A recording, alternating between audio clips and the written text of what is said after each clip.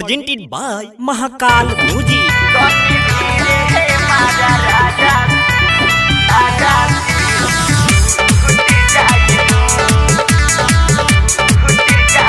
Music by Rakesh Mithun Brother. Mixed by Amrish Lal. बटे नाजुक मोर उमिरिया महीना रुक जाई हो ए राजा।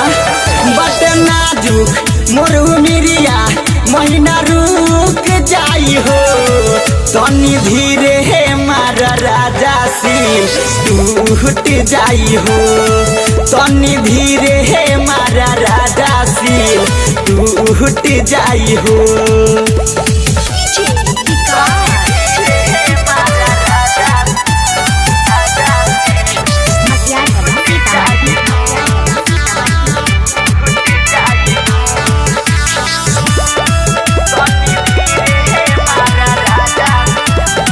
काटे बा मोर जवानी रही नयब बसनी हाथ जनी फेरिए राजा उठाता लहर नसमे हे राजा छोड़ी ना।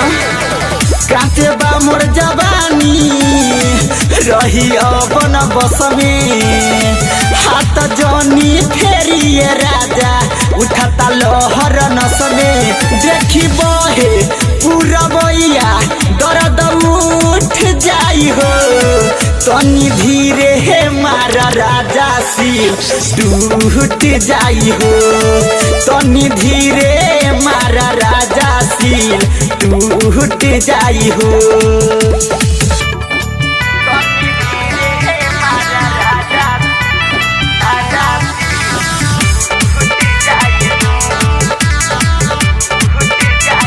Music by Rakesh Mithun Brother.